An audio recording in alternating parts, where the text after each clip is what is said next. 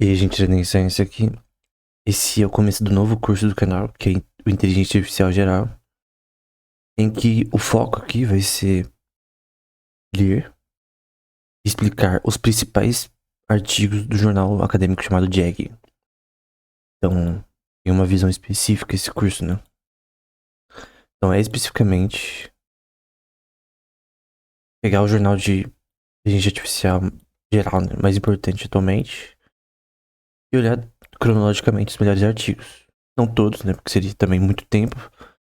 E nem todos, na minha opinião, são bons, mas aqueles que eu creio que são úteis, que não se repetem, que falam coisas que são de forma consciente boas, né? Que você tem uma.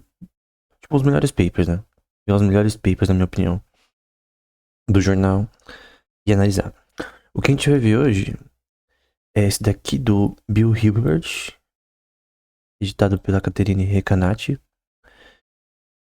e é sobre bias e o teorema do não. Do lanche não grátis, né? No Free Lunch Theorem, para medir inteligência do ponto de vista formal, né? E esse paper é muito importante até porque ele foi tá na primeira edição desse jornal acadêmico. E porque ele explica as coisas de uma forma bem diferente do normal, né? O interessante desse jornal acadêmico é que ele tem métodos diferentes. Alguns papers, assim, são ruins, na minha opinião, ou não passam pelo teste do tempo, ou não são nem bons nem ruins, são neutros. Mas eu quero trazer os que eu creio que eu acho bons, porque eu creio que o que é inteligência artificial geral, né? É a busca por criar um sistema de IA cada vez mais inteligente a chegar perto do nível do ser humano. Não necessariamente consciente, tá? Embora seja um dos objetivos. Então se envolve psicologia de desenvolvimento, se envolve diversos temas, mesmo sociologia sintética, que se quer criar sistemas sociológicos virtuais, enfim. É um tema bem complexo, né? Que envolve vários temas, né?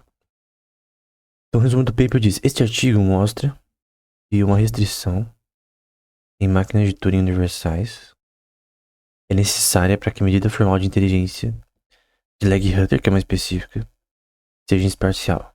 Então é associado a uma teoria de medição formal de inteligência num agente computacional. Lembrando que esse paper é de 2009, né? Então, obviamente, muitas coisas mudaram recentemente. Tipo, o paper de Deep Learning é de 2008. Então, tem muitos avanços de inteligência artificial. E esse paper não nota porque é de 2009. Então, obviamente, muitas das coisas que tem nos primeiros artigos desse jornal acadêmico, né, do JAG, são meio que não ultrapassadas, talvez, né? Só que esse paper não, porque é teórico. Sua medida definida em termos de máquina de Turing é adaptada à máquina de dados infinitos. O resultado sem almoço grátis, né? Sem lanche grátis. É provado pela sua versão infinita da medida. O que é esse teorema do não almoço grátis, né? Na ciência da computação, né? É basicamente que você tem uma lower bound em algoritmos de optimização de IA, de inteligência artificial no caso, né? O que é lower bound? Então você tem aqui a lower bound L e a upper bound U. Essa upper bound, por exemplo, melhor lower bound primeiro, né? Eu tenho um algoritmo f de x que eu quero rodar, fg de x que eu quero rodar num computador, num celular, não importa. Eu tenho uma velocidade computacional desse algoritmo. Que pode ser, por exemplo, n ao quadrado, pode ser quadrática. Então essa é a velocidade, não é uma velocidade tão boa que esse algoritmo roda. O algoritmo mais rápido seria log n, perdão, só n. O lower bound é o mínimo que você precisa realizar para esse algoritmo ser rodado. O mínimo. E essa lower bound é importante para definir, em dado problema matemático, como que se pode resolver do ponto de vista computacional, né? Então, o teorema de Landauer, por exemplo, o limite de Landauer diz que você tem que ter um mínimo de dissipação física de energia para uma computação ocorrer, né? Então, o limite de Landauer é constante de Boltzmann log 2. Coisa assim. Constante de Boltzmann é padrão para gases, né? Então, dissipação de energia. Basicamente, calor que você tá gerando. Do seu PS4, por exemplo. Eu tenho um PS4 Pro. Que ele. Com frequência você tem que limpar ele por dentro, porque ele superaquece. É um problema do PS4 Pro. Que foi resolvido no PS5, né? Na palestra original da Sony, né? Sobre o PlayStation 5. Uma das coisas que me marcou assim foi que eles disseram, né, que o PS5 teria uma coisa diferente, que seria resolver esse problema do superaquecimento do PS4 Pro, que é um problema, né, que gera um custo. Então, eu creio que já foi pago, no caso desse PS4 Pro aqui, o valor dele total, atual, em limpeza há alguns anos, né?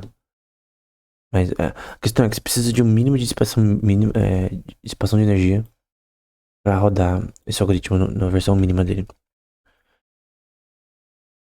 E ele vai para mensurar. Eu coloquei FI aqui porque é uma notação interessante. Inteligência no sistema de IA. Então, Leg e Hutter usaram Reinforcement Learning como framework para definir medir inteligência, né? Então tem a ver com processos markovianos, né? Nesse framework, os agentes interagem no ambiente a uma sequência de tempos discretos, que é o que processos markovianos são, né? Tem uma ação aí. Pra quem já viu os cursos anteriores, já sabe o que a gente tá falando. Ionésimas ações dentro de um ambiente env. Então, env. Recebendo os observáveis OI. Tem também as observáveis. N observáveis e N recompensas, né? Então tem ações observáveis e recompensas. E o Hutter usa em 2006, 2009, essa visão usando os históricos, né? Então se você viu o curso sobre as duas últimas aulas sobre inteligência artificial nos games, eles usam o histórico do sistema. E nesse histórico você tem as observáveis, ações do sistema, as recompensas. Eu acho que é isso. E as observáveis estão dentro dos estados do sistema, enfim. E nesse caso aqui, desse paper, né? É diferente, né? Tem uma função chamada mil, em que você tem. Vou colocar aqui em cima, só para as observáveis. As observáveis são os dados do sistema, né? Se fosse uma câmera de um robô, seria os pixels da imagem, por exemplo. Então, os parâmetros do sistema, rodados K vezes. Você tem R, que é basicamente as recompensas. Então, os observáveis, dadas as recompensas, que é o que esse tracinho significa. Então, dado esse daqui, eu vou ter certas coisas. Por exemplo, dado o céu estar escuro, vamos supor, probabilidade de chover, né? Então, eu vou colocar aqui, céu escuro vai ser X. Então, dado que se o céu está escuro, qual a probabilidade que de fato chova, que eu coloco como Y? Então, o Y só vem do X. Se realmente o céu estiver escuro, do ponto de vista marcoviano, né? Eu tô vendo agora o céu e tá escuro, então qual a probabilidade que vai chover com base nesses dados, né? Com base em dados, no caso também, não só de imagem, né? Mas de precipitação do ar, movimento das nuvens, dados meteorológicos, por exemplo. Isso é probabilidade marcoviana. E aqui você tem essas observáveis dadas o quê? Todas as observáveis do sistema, recompensas e ações ao longo do tempo. Essa notação aqui significa que é o histórico, né? Então, uma N soma de observáveis, recompensas e ações. Então, se o robô tá andando na rua, as observáveis são os pixels que estão sendo catalogados na tela. Ele tá tentando se mover da melhor forma. E aí ele recebe recompensas quando ele não colide com outras pessoas, com outros robôs na rua ou carros. E as ações são o que ele faz. É basicamente isso. E aí você tem a probabilidade. A função de probabilidade, ela vai ser a probabilidade π. E aí, novamente, essa mesma notação, né? Essa probabilidade π, ela tá condicionada ao quê? Ela está condicionada Então, peso ou probabilidade, tá? Do agente, teve com a policy. Então, lembra dessa parte aqui. As ações, é o começo aqui. Lembra do exemplo que eu citei vai chover ou não? Dado X, se Y, no caso, é o resultado se vai chover. Então, esse aqui é a parte importante dessa equação pra você entender.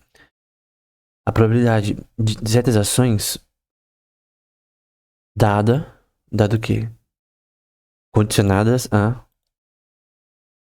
observáveis, recompensas e ações. E são N recompensas e ações. Pode ser, tipo, dependendo dos frames por segundo e do tempo que o robô tá andando na rua, vai ser mais ou menos. E ele pega penalidades quando ele colide com uma velhinha, por exemplo, como eu falei anteriormente, ou quando ele cai. Robôs, por exemplo, eu tô pensando aqui aqueles do MIT, né? Tem aqueles que andam e tal, de forma bípede. Cara, essas competições de robô, por exemplo. Andar num sistema com obstáculos, né? Uma coisa que o ser humano não consegue fazer facilmente. É muito difícil, cara. Essas competições de robôs bípedes, né? Quando você tá falando de obstáculos, né? Não de andar num plano, né? Mas você andar em subindo obstáculos e tal, é muito complexo, cara. É quase impossível deixar um robô de pé sem cair em certos contextos, né? Nem que o ser humano consegue. Então, você vê que o quanto é difícil, mesmo usando o Reinforcement Learning, que é muito aplicado pra robótica nesse contexto, você manter um robô andando, cara. Não é fácil, né? Você manter um robô andando é difícil. Então, você pode usar essa função de probabilidade, dadas certas ações do robô andar num ambiente complexo, você tem as observáveis recompensas e ações para o que ele faz nesse sistema. Só que não é tão simples quanto parece, né? E aí, a gente tem uma função de valor. Desculpa que eu tô resfriado, né? Então eu tô tendo que tossir um pouco. Então você tem essa função 1000 que a gente já viu aqui, né? Vai ter observáveis e recompensa dado o resto. E você tem a policy, então você tem duas coisas, essas duas funções aqui juntas. Para maximizar a função de valor, que a gente tem o valor esperado do sistema. Em que você tem um par de outra cor aqui que eu gosto bastante do verde. Em que você tem a soma, começando com ionésimo e até, igual até 1. Isso aqui vai rodar de forma infinita. Até, entre aspas, né? Até o programa rodar o suficiente. E você vai ter apenas vetores WI e RI. Em que RI é a recompensa. E onde W, que vai ser maior que 0, ou igual a 0, é uma sequência de weights para recompensas futuras. Lembra que weights tem a ver com camadas escondidas? Então você tem aqui, por exemplo, x, y. Você tem aqui a função de ativação. Pode ter duas. Vou pôr duas aqui só pra... E aqui no meio você tem a sua camada escondida. Em que você tem a soma dos weights, né? Eu tenho que tentar pôr aqui. W e J. Então, você tem a soma dos seus weights, né? Você tem isso daqui, né? É uma matriz. Conjunto matricial que representa seus weights. Começa com 1 e J também igual a 1. Então, no caso, você vê que... Isso aqui é importante essa notação, porque você vê que eles só vão agir num vetor dos weights. Então, num conjunto vetorial dos weights, você vai ter essa relação de associados a futuras recompensas, né? Então, vai ser associado... Porque essa notação aqui, né, que é o WI, RI, que vai ter um conjunto de weights específicos de vetores nessa rede neural e vão ter uma relação intrínseca apenas com as recompensas, né? Isso daqui é muito interessante se você usar Deep Key Learning, né? É Deep Key Learning. Então já consegue usar. Se você ver os outros cursos de IA aqui do canal, isso daqui é muito fácil de entender já, tá? Então eu recomendo que você veja tudo, que senão vai ser difícil de entender. Pelo menos o curso de IA nos games. Se você ver o curso de IA nos games inteiro, já vai entender tudo que eu vou falar nesses artigos aqui.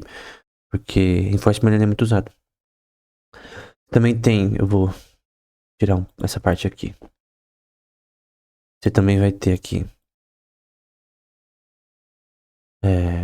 Em Reinforcement Learning, o WI é normalmente pego como... Aqui vai ser 1 menos gama, gama é relacionado a penalidades. E gama I menos 1.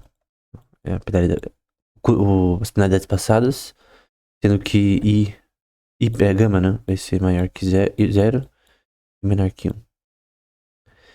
E que a função de valor que a gente espera, né? Ela vai ser menor ou igual a 0. Ou seja, ela não pode ser negativa. Ela não pode ser negativa, nesse caso. E vai ser menor ou igual a 1 também. E é muito associado ao modelo do Hutter, né? Que a gente viu no paper anterior. Não é uma função de valor normal. A tabela aqui normal, por exemplo. E a gente vai pra uma coisa chamada complexidade Kolmogorov. Cara, eu fiz um vídeo sobre isso há muito tempo atrás, com um áudio ruim, né? Mas eu curto muito esse tema, cara. Curto muito complexidade Kolmogorov. Complexidade Kolmogorov é denotada normalmente na notação do Kolmogorov como K de X. Onde você quer achar uma minimização com um algoritmo FG de X. Literalmente definido assim, qual é o menor programa e tamanho do código, né? Qual é o código com menor quantidade computacional nele, menor tamanho, entre aspas, length em inglês, eu consigo usar para resolver um problema numa certa lower bound, né? Então eu tenho uma lower bound do programa. Vamos supor que a upper bound a gente já sabe, mas a lower bound, vamos supor que ela tá aqui no momento da história da ciência da computação. Então, por exemplo, gerar mapas no Minecraft está aqui no momento da lower bound, né? A gente acha que a lower bound é essa. Que denota a complexidade, o espaço de complexidade de resolver esse problema no Minecraft. Se eu achar uma lower bound menor, significa que eu consigo fazer os algoritmos para gerar mapas de Minecraft mais rápido. Então a questão é, existe um código ou uma lower bound menor para um problema? Vamos supor que exista. Então vamos supor que a lower bound agora é aqui. Ou seja, eu aumento meu espaço de complexidade aqui. Tá, cara, esse tema eu não consigo explicar de cor, mas tem a ver com Turing Degrees e Turing Jumps também. Que é relacionado a pulos de complexidade entre temas, né, entre funções. Eu não consigo explicar de cor porque é um tema que eu tenho dificuldade também de... Eu já expliquei já em shorts do YouTube, né? Mas é um tema que eu tenho dificuldade também de entender. Mas tem a ver. Mas o grande ponto é que complexidade de Kolmogorov tem a ver com achar o melhor programa para um problema. Nesse caso aqui, a complexidade que você quer medir é 1000. É essa função aqui. Dados certos observáveis e recompensas, você tem um histórico aí de observáveis, recompensas e ações do seu robozinho. Isso aqui é aplicado para robótica e é nos games. Como esse jornal é mais focado em robótica, né? É porque, por exemplo, o Ben Gordon, que é o... Não editor em chefe, mas eu acho que que criou esse troço, né? Junto com o Peng Wang, que é o editor em chefe original. Peng Wang, que por sinal escreveu um dos melhores papers de inteligência artificial geral na história, né? Que a gente vai ver posteriormente, que é sobre a definição de inteligência artificial geral. O melhor paper sobre o tema, na minha opinião, até hoje que eu já li. Não é exaustivo, mas é bom. O grande ponto é que você tem essa complexidade aqui, ó. Em relação a 1000, a gente já sabe como é. Então, a gente tem complexidade. Qual é o menor programa? Aqui é a sua definição do termo. Só que agora aqui qual é o menor programa? Você quer minimizar. Em relação a P, você tem o Oracle UP, que é, na verdade, aqui é um prefixo para Turing Machine. Uma máquina de Turing universal. É uma máquina que pode computar qualquer coisa que seja possível computar, né? Se não for possível, não vai. E computa, vou colocar só C, 1000. Então, 1000 é um problema que a gente quer resolver, mas qual que é o menor problema possível para resolver? No contexto do paper, o Marcus Sutter que a gente viu nos últimos cursos de inteligência artificial nos games, eu recomendo muito que você veja as últimas aulas, né? Você quer computar a função que mapeia esses dados aqui. Essa função aqui é a função principal do paper do Hutter, do sistema dele de reinforcement learning. E você quer mapear seus históricos do sistema com base em ações, recompensas e coisas do tipo, e observáveis, que é a função 1000 praticamente, só que de forma diferente, pra você achar o melhor programa, cara. Você quer achar qual é o melhor programa. O problema é que No paper do Hutter, ele mostra que na verdade esse problema é mais difícil que parece. Você não resolve o problema só fazendo isso. Você pode dizer, ok, de fato existe uma relação que eu consigo entender mais ou menos a complexidade desse algoritmo. Mas a questão achar essa complexidade com o Mogorov é mais difícil do que parece. Quando eu digo achar, é achar uma lower bound. Você consegue achar uma forma melhor de optimizar esse algoritmo. Cara, isso é importante, por exemplo, eu já vi, por exemplo, um amigo meu reclamando muito de empresas que não conseguem optimizar jogo. Então ele joga lá o PUBG no celular, ou sei lá. E às vezes você não tem uma otimização pro jogo rodar num PC fraco. E claro que dá, cara. Cara, qualquer jogo, você tem como rodar num PC fraco. Depende do PC fraco. Então, isso aqui é uma coisa importante. Se você quiser entender sobre essa questão de PC fraco e PC forte, é impossível se rodar GTA 6. Eu creio que até no futuro, se P for diferente de NP, P for diferente de NP, vai ser impossível. E também tendo em vista o limite de Landauer, né? Então, o limite L de Landauer, que é o limite de dissipação de energia que eu citei anteriormente, é impossível você rodar GTA 6 no futuro num computador da Xuxa Celeron. Primeiro que você não vai rodar nenhum sistema operacional. Vamos supor que tem um computador mais bosta possível que você rode o Windows 8. Pior possível. Sem placa de vídeo, sem nada. Pior de tudo. É só pra rodar esse Windows. Você vai rodar o GTA 6, cara? Nunca, cara. Tem uma lower bound pra você rodar o GTA 6. Por quê? Porque o mínimo de dissipação de energia pra gerar o tanto de polígonos na tela, tanto de informação na tela, ele aumenta, porque você tem a constante de Boltzmann, o mínimo de dissipação de energia na física aplicada para computação de von Neumann, né? Para arquitetura de von Neumann. Log 2. Eu acho que é assim, tá? Alguém me corrija se estiver errado. Eu tô lembrando de cor. Mas aqui é o mínimo para você executar certos bits de operação de dissipação de energia. Mesmo célula precisa de um mínimo de dissipação de energia. Então não tem como você rodar GTA 6 num PC muito ruim. O meu PC não vai rodar, por exemplo. Queria i5, não tem placa de vídeo, não vai rodar, cara. Ah, mas se você fazer um algoritmo. É claro que você consegue fazer um algoritmo para o rodar o GTA 6 mesmo no PC mais fraco. É isso que se chama algoritmo de optimização. Mas normalmente, problemas do ponto de vista de mesh theory, problema de polígonos numa tela, eles normalmente são NP-hard. O que significa? Você não vai achar essa solução tão facilmente, cara. Você quer rodar o PUBG lá num PC fraco pra caramba, Fortnite no celular fraco. Pode ter algoritmos de otimização que resolvem esse problema facilmente. Pra você ter uma velocidade log n ou até raiz quadrada de n. Por exemplo, você não consegue rodar no meu PC o GTA 6 porque o GTA 6 não roda nessa velocidade. Ele roda numa velocidade muito menor, cara. Pode ser, sei lá, cara, eu não sei qual é a velocidade que o GTA 6 vai rodar. Eu, tô, eu não tô acostumado com velocidade computacional em jogos, né? Mas vamos supor que seja 2n elevado a n, cara. Sei lá, cara. É, é difícil, cara. Eu não sei exatamente a complexidade. Resumindo agora, né? Vamos para o paper em si. Você tem aqui agora, né? Que a inteligência do agente vai sendo anotado como. Eu vou tirar essas coisas aqui para ficar menos informação. Só para não atrapalhar só o working memory. Então você tem aqui o V de P, que é a relação da pólice do agente. Você vai ter a soma. Dado o μ, que a gente já viu anteriormente que μ é aquela equação aqui, né? Eu lembro que esses símbolos têm uma razão. Você tem que sempre ver o que. Nas equações tem que ver o que cada símbolo significa. Tá dentro de E, porque aqui em cima ele falou que o μ tá dentro do contexto de um set de capacidade computacional, né? Como Gorov. Você vai ter essa função que vai ser igual a 2 elevado a menos K. Que é 2 elevado à complexidade como Gorov. Então você tem a complexidade primeiro. Então esse ponto aqui primeiro, só pra ficar claro. Eu tô começando a tentar explicar as coisas de uma forma mais clara. Aqui é a complexidade do bagulho, é a soma da complexidade do bagulho. E aqui é a função de valor.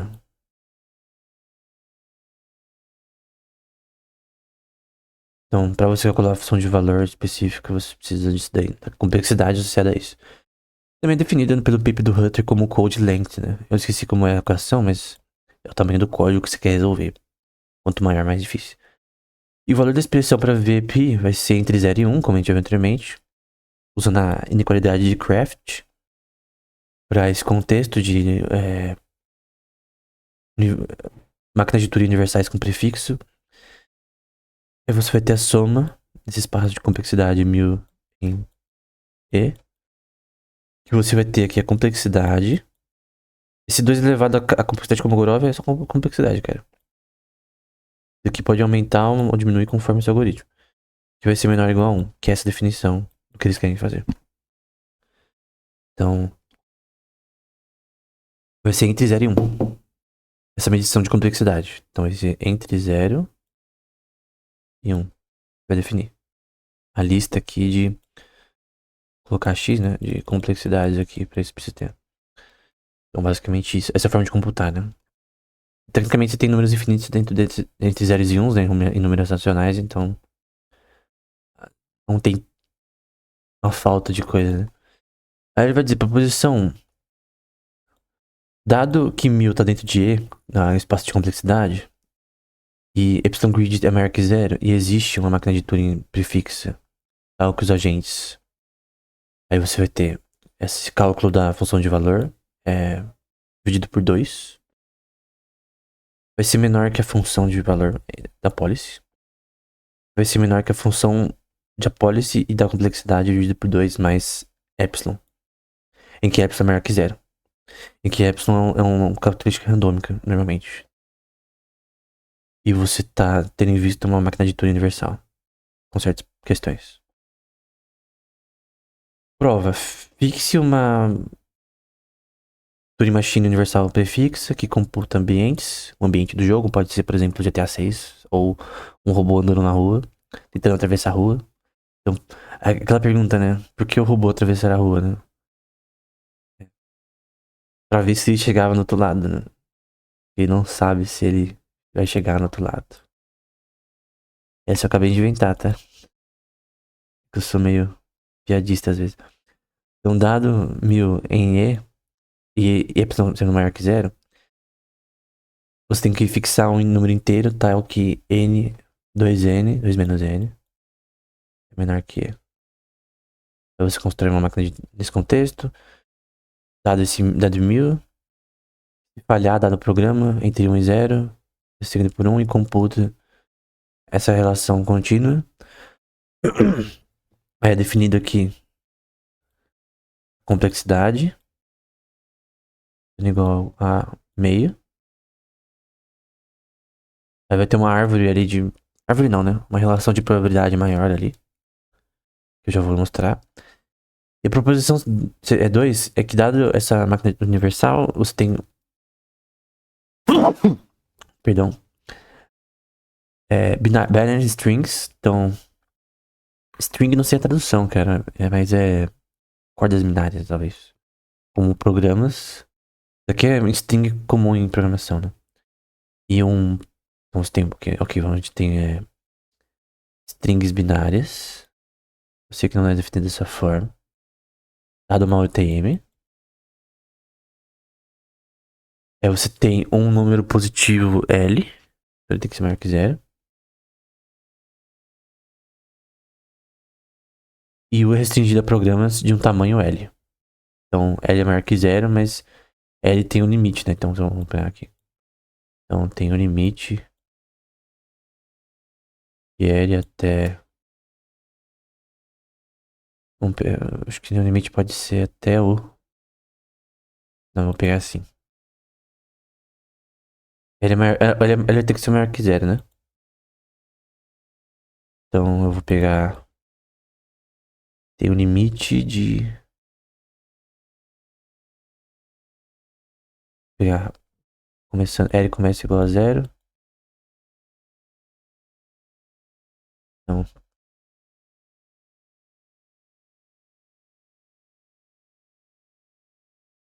Que é o limite do tamanho do código, né? Como a gente pode definir esse limite?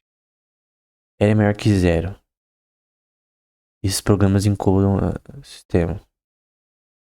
Nem faz sentido definir como limite aqui.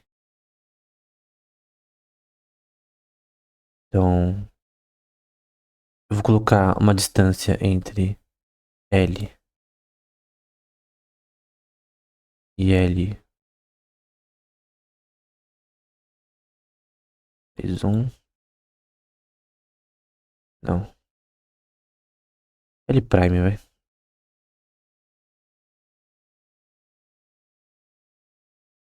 E aí, no caso, esse limite pega essa função de árvores binárias, né? Então, dentro de um contexto de uma árvore binária, em que para cada o programa P, tal que P é menor que L, tem que ser menor que L. L é maior que zero. Diz que a propriedade P de X dos programas é uma parte importante, né? O programa X sempre vai computar o mesmo valor que P. Isso não é decidível, né? Não tem como você resolver isso aqui. Se então existe forma finita X, então P de X pode ser decidido por um algoritmo que compara X com cada programa de uma lista finita. Tal que tem infinitamente tantos programas, né? Você deve computar X, tal que o valor de P, X tem que ser maior ou igual a L. L é maior que zero, X tem que ser maior ou igual a L. Assim, uma máquina de Turing nesse contexto restringida com um tamanho até que L seja universal. Então, você tem... Talvez eu possa pôr aqui como uma função. A gente pode fazer uma soma em relação à função em si. Essa árvore binária mesmo em si, né? Então a gente pode, do ponto de vista conceptual, fazer uma integral associada a essa árvore binária. Não sei exatamente a forma de definição correta nesse contexto, mas o grande ponto dessas duas proposições, a primeira associada a como funciona a complexidade desse contexto, né? Como se computa a função de valor. E a segunda define, no contexto de uma árvore binária, em que os valores aqui vão ser de 0 até 1, você tem o tamanho do código. Com qual o tamanho do seu código, você pode definir como uma integral associada ao tamanho desse código, né? A gente pode definir dessa forma, né? Então, posso fazer a integral aqui. Vai ter o código sendo o tamanho do código dessa forma, que é o CL usado no paper do Hutter. E CL ele pode ser... Ele tem que ser maior que zero, né? Então ele vai ser de L sendo maior que zero, e L prime, que vai de 0 até 1, no caso. Então no caso eu posso até fazer de outra forma, que vai de 0 até 1. Nesse contexto. Talvez, né? A suma agora, e A vai ser maior ou igual a 2. Aí tem duas ações possíveis de agentes, e aqui esse A e XI é um termo específico para um sistema de robótica específico, tá? Bem específico mesmo. Nesse jornal acadêmico eles citam pra caramba esse sistema de robótica, né? Tem um paper muito bom russo, né? Publicado aqui, se eu não me engano é russo. Porque os autores são russos, né? Que fala um pouco dessa máquina de uma forma interessante, né? Que aumenta o sistema, né? E define essa mesma Turing Machine com prefixo, e então existe um ambiente 1000. Existe um ambiente env. Opa. Env é anotação para ambiente. 1000 e o agente. Então, esse ambiente tenha 1000 e pi. Tal que esse sistema que é usado para robótica, né? É menor que essa função que eles estão explicando. Onde a inteligência mensurada por V é definida pela essa máquina de Turing derivada de 1000. Derivada dessa equação aqui que a gente viu no começo. Essa é uma equação importante porque ela mede a inteligência do sistema. Com certa probabilidade do agente. Dentro desse ambiente. Pode ser um ambiente novo e tal. Mas o grande ponto é que eles comparam essa medição de inteligência com outra medição. Então, a medição da capacidade de generalizar a informação do agente, né? A prova disso, né? A ação desse sistema chamado AXE, né? No primeiro passo tem uma função de probabilidade de A, então tem P de A aqui. Pode ser determinística ou não, onde tem uma ação de probabilidade 1, né? Então se tem uma probabilidade, pode ser 1. E todas as outras sendo 0, né? Então pode ser 1 ou 0, né? Então é uma sign function. Pode ser um dos dois, né? E então, deixa eu pegar até de outra cor, amarelo agora. Você pode ter uma ação A1 dentro do espaço de ações. Daquela notação que a gente já viu anteriormente. Em que a probabilidade dessa ação A1 vai ser menor ou igual a 1 dividido por A. Esse contexto probabilístico. E definir a ação de π como sendo o primeiro passo de A, dado uma recompensa. Define mild para dar uma recompensa, né? Então mild pega recompensas. Que você tem as recompensas definidas como N recompensas. Em que R uma recompensa igual a 1 ou 0. Então essa recompensa ou ela é 1 ou é 0. Ou ela é 880, ou ela é positiva ou negativa. No paper do Max Hutter ele também define dessa forma. Então é muito associado esse paper aqui. Ela pode ser 1 ou 0, a recompensa, né? Então essas recompensas aqui, elas podem ser representadas apenas como uns e zeros. Sim ou não, é 880. Em sim ou não aqui. Note essa definição do ambiente M das recompensas, os agentes. Lembrando que essas recompensas são no sistema de reinforcement learning, tá? Todas as coisas aqui são no sistema de reinforcement learning, que é aplicado à robótica.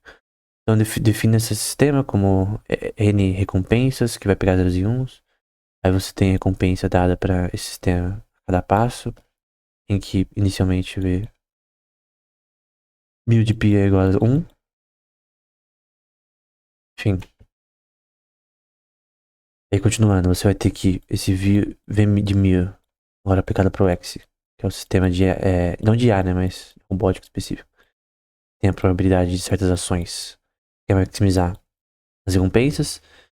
Você está usando reinforcement learning nesse sistema robótico, aí você vai ter que essa, como anteriormente, né, essa forma de medir a inteligência pelo Axie é menor, que é usando 1000 dividido por 2. Lembra que o 1000 é aquela equação de antes, mais um componente randômico. Aí você vai ter uma relação de probabilidade das ações. Das ações... Não, é até aqui. Menores ou iguais a 1 sobre 2 agindo em A. Mais esse componente randômico. Até você reduzir todo esse troço a ser igual a meio. Que é uma... Nesse contexto probabilístico, né? Você concorda que pode ser um dos dois, né? É 1 sobre 2 a probabilidade. No geral, né? Que tem um problema aqui. Não é nesse paper, é no próximo. É um pouco mais difícil que esse, tá? Por isso que eu novamente recomendo que você veja o curso de IA nos games e, se possível, não inteiro, mas pelo menos as primeiras 8 horas do curso sobre inteligência artificial do canal, porque fala bastante sobre reinforcement learning. Aí você vai entender tudo que eu tô falando aqui, com mais clareza, né?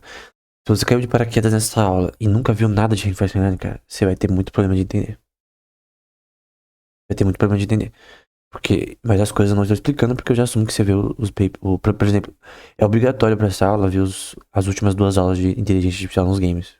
Então você tem que ver. Bom, o ponto aqui é que nesse contexto você pode definir como um sobre isso que tem no próximo paper a gente vai ver sobre degrees of belief, que é graus de crenças probabilísticas. Porque uma ação ela pode ser considerada 1 ou 0. Então tem a ver com isso. E nesse ponto eu creio que toda essa teoria tem problemas. E nem sempre se consegue definir as crenças de uma forma correta. O que seria probabilisticamente correto em certos contextos. É claro que, por exemplo, um sistema que quer atravessar a rua. Qual que é a belief aqui? A preposição aqui. É que você tem que ter segurança de atravessar e você quer chegar ao outro lado. De A até B. Você pode definir esse problema de uma forma simples.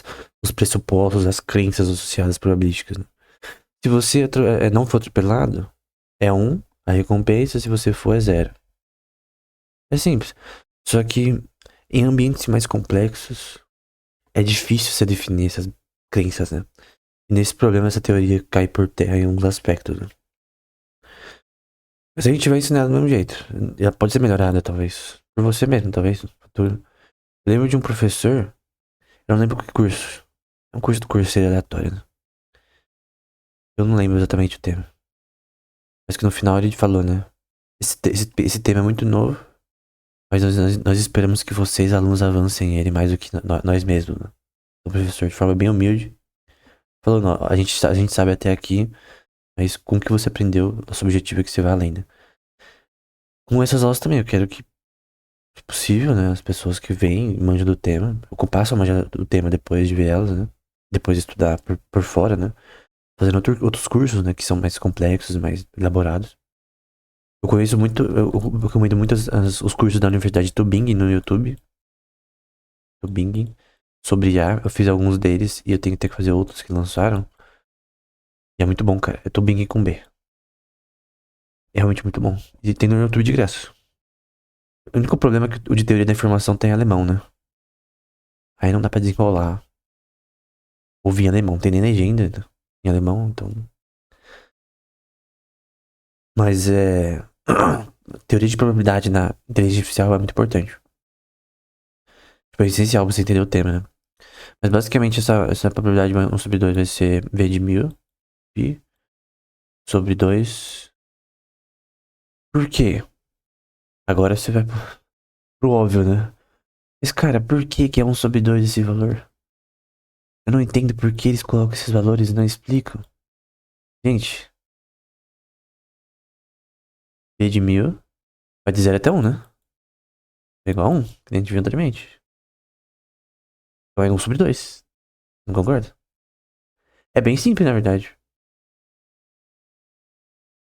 E 1 sobre 2 não é menor que 1? Então vamos lá. 1 sobre 2 é menor que 1, certo? Isso aqui não tem como contestar, né? Então, se V de 1000 de pi, que viu é. V de 1000 é 1. Pode ser até 1, 0 até 1. O máximo dele é 1. Então ele vai ser no máximo 1 sobre 2. Então a probabilidade de 1 sobre 2, cara, o coroa ali. Caramba. Então aqui vai ser no máximo. Aqui é igual a 1 sobre 2. Então vai ser menor ou igual a 1, certo? Então. Porque esse daqui pode ser de 0 até 1, né? No caso, se for 1 sobre 2, vai ser menor que V de. Menor que esse daqui tem 1 sobre 2, né?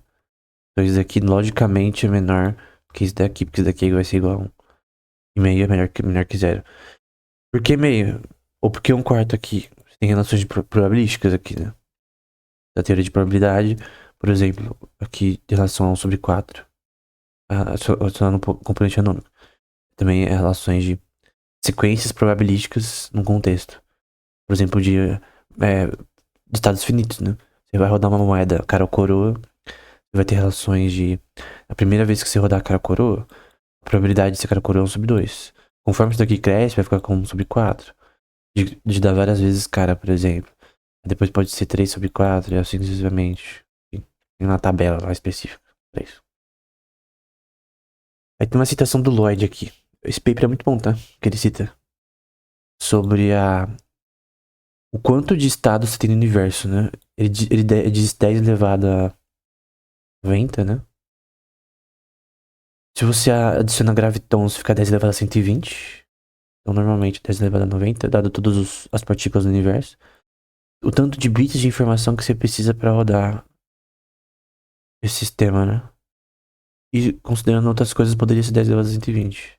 Ele diz, né? Mesmo com todos os computadores atuais do mundo, se eles rodassem juntos, eles não conseguiriam rodar nem 2 elevado a 30 bits de informação suficientes para computar parte do universo, né? Então você não consegue simular todo o universo no computador atualmente.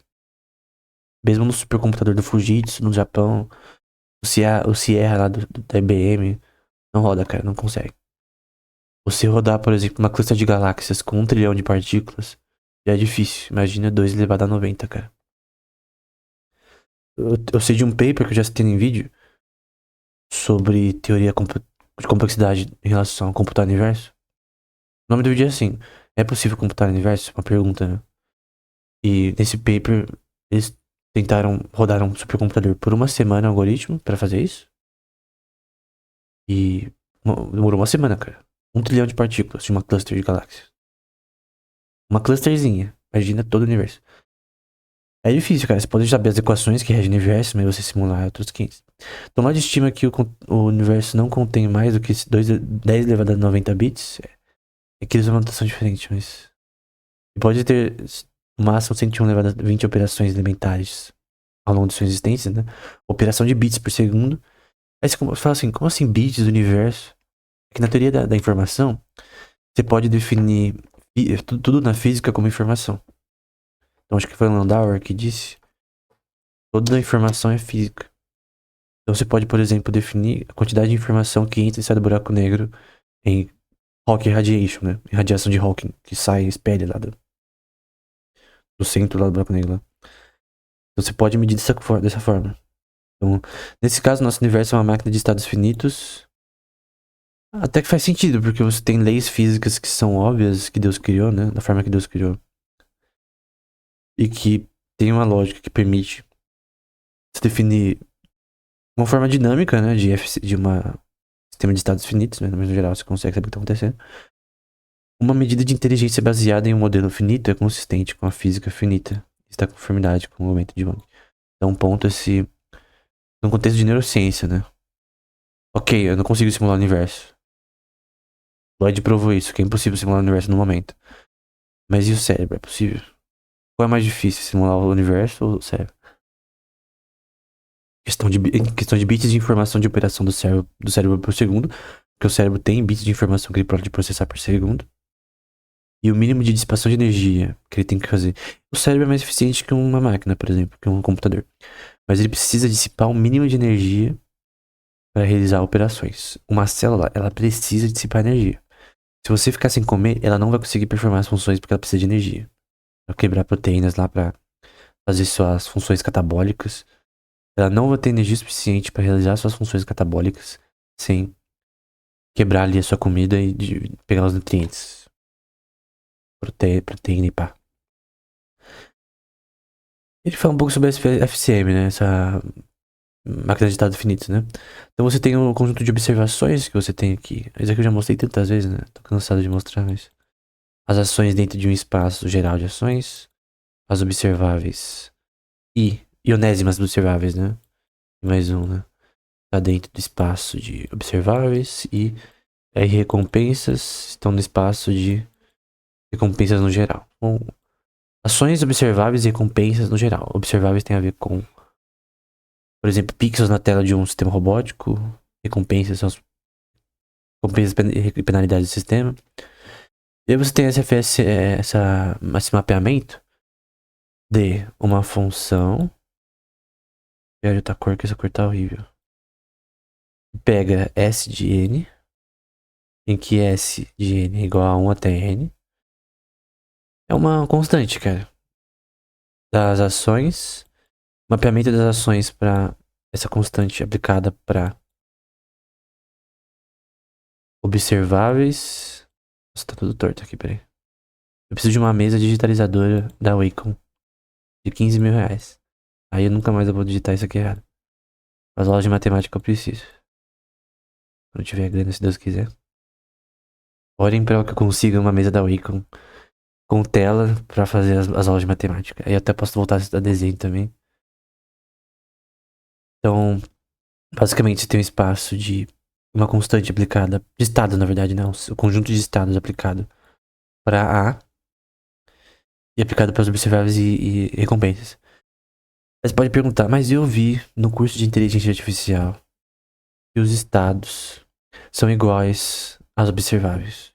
Então, como que eu estou aplicando as observáveis para os estados do sistema se eles são iguais, idênticos? Calma aí, paizão. Os estados do modelo de Hutton, por exemplo, você tem vetores chamados vetores característicos E aí ele denota esse vetor característico agindo aqui, tá? Então, aqui no caso tá estado, eu sei. Mas no paper do Hutter, ele separa estados e observáveis. Em que você tem os vetores característicos agindo nesses estados. Então são vetores específicos em que você pode fazer uma constante aplicável para ações, recompensas e blá blá blá. Então, não é contraditório, tá? Quem viu os vídeos anteriores. E aí, essas FCMs, vamos deixar S e ionésimos S, né? Estados, né? Os frames por segundo dentro da tela que tem a câmera do robozinho. Denotar o estado ionésimo. Aí você tem uma função aqui que pega esses estados e ações do sistema. Isso aqui a gente já viu várias vezes. É uma vírgula ali. E vão ser igual a, obviamente, S mais 1. Ionésimos estados. Observáveis e recompensas. E aí você vai ter o agente não determinístico, o valor do ambiente vai ser. Vamos pegar com uma cor diferente. A cor agora vai ser amarela. Então você vai ter uma função de V, uma função aqui, π. Esses valores já foram definidos, a função aqui. E π já foi definido faz tempo, volte o vídeo se você não lembra. E V de π e F, e que você vai ter o valor esperado. Opa, eu tô fazendo um sigma aqui. Eu apaguei até, deixa eu pegar o controle. Ah, deixa que eu apaguei ele tá apagado. Função aqui. Aí você vai ter sigma igual a 1. Inicialmente é M em N. Aí você vai ter W agindo nas recompensas, né? Porque em vez de você só ter um componente, que é o I, que é um conjunto vetorial, você tem N agora, né? A diferença do que a gente viu anteriormente é que aqui a gente tem mais um componente vetorial dentro do W, né? Que são os weights do sistema, né? São as sinapses artificiais do sistema de IA. Então aqui é o valor de recompensas esperadas, que você tem agora mais um vetor nessa soma. E um espaço de complexidade nesse contexto. Se você voltar o vídeo, você pode ver essa parte. Esse tem a definição aqui, vamos lá, com cores. Vamos lá para amarelo de novo. O amarelo e o verde são bem característicos aqui. Vamos supor um ambiente de uma FCM, então você tem uma FCM aqui, uma Finite State Machine, que não tem condições de repetição, não fica repetindo que nem idiota. Esse NRSC também é definido em outro paper, tá? Mas eu não vou falar no próximo paper sobre isso. Mas, se você quiser ler depois, né? É que nunca pode repetir o mesmo estado. Então, ela não pode ficar repetindo que nem idiota esses estados, né? Vamos supor, né? Tal ambiente deve incluir um ou mais finais de estados e um critério, aqui é o critério de Hutter normalmente, que a gente viu nas últimas aulas sobre inteligência artificial nos games. Cada caminho começa com estado para um estado final. Então você tem um espaço de estados iniciais, 0, até o estado final. Vou colocar SF. O final logo, né? Vai ter uma integral começando com 0 até SF. E aí, no caso, você está computando entre esses estados 1000 dentro das observáveis, por exemplo, ações e observáveis, se não me engano. Acho que é o contrário, dado certas coisas. E aí você tem esse critério que vai ter um tamanho, né? Eu vou colocar de L, maior ou igual a MN. E o limite de tempo para soma V de 1000 para ser calculada, né? Isso é só possível sendo M sendo menor que N. MN sendo menor que N, especificamente. Você tem uma definição de uma finite state machine no contexto de um tamanho de código específico. A soma dos estados no geral. Então a soma dos estados no geral. Dado certas ações, recompensas, blá blá blá. Dado 1000, né? Então posso pôr 1000 aqui. Na verdade tem que pôr 1000 na frente do estado, mas enfim. Não importa. E aí, no caso, você quer, nesse contexto, calcular essa função de valor. dado um certo tamanho de código. Mas tem a outra proposição aqui, né? Então, no modelo finito definido previamente, né? Você vai ter no MN maior que N. E é restrito para essas finite state machines. Tem esse negócio de não ficar se repetindo que nem idiota. E aí, você tem um agente pi, dado essa função de valor que você quer calcular, que vai ser igual, dado recompensas no espaço total de recompensas, dividido pela relação de recompensas, de soma, você tem a recompensa média. Então você tem a soma das recompensas individuais dentro desse sistema. E aqui eu não coloquei R. Vou pôr E aqui. Vou até botar cor. Tem isso. Bom, vamos com calma aqui. Isso aqui não é difícil de entender. Soma. Todo mundo sabe o que é soma. Soma de recompensas. R. R estando dentro de contexto de global de recompensas. R maiúsculo. E você tem, dentro desse contexto, você divide essa soma. Então todas as somas de recompensas. Então tem aqui, por exemplo, R1, TRN. Então isso aqui é um conjunto, um bloco. Você divide isso pelo quê? Pela recompensas no geral. E a média. Como você calcula a média na escola, por exemplo? Pega a soma das suas notas. Então vamos supor que nota é X. A soma de todas as suas notas individualmente. XI igual a 1. Você somou suas notas sendo diferentes cada uma. Somou lá bonitinho todas as suas notas. E você divide pelas suas notas no geral. Das suas provas, no caso, né? Então eu tirei. Na minha soma de provas, eu tenho, vamos supor que tive 4 provas. 1, 2, 3, 4. No total eu tive 4. A soma da nota sendo de 0 até 10. Aqui no caso, nesse contexto de 0 até 1, né? Desse artigo. Vamos supor que deu 35. Aí você faz 35 dividido por 4. Então é basicamente isso. É a média. É a mesma merda aqui, cara. É média, velho. Não é difícil. Quando você entende a linguagem da matemática, cara, não é difícil. É que nem falar. E aí, vai ter uma equação que é um pouco grandinha. Eu não vou explicar toda, tá? Vamos por partes. Não é um bicho de quebra-cabeças, tá? Então você tem a função v de π. Vai ser igual a uma soma. Em que f é aquela função que a gente viu anteriormente. Aqui, né?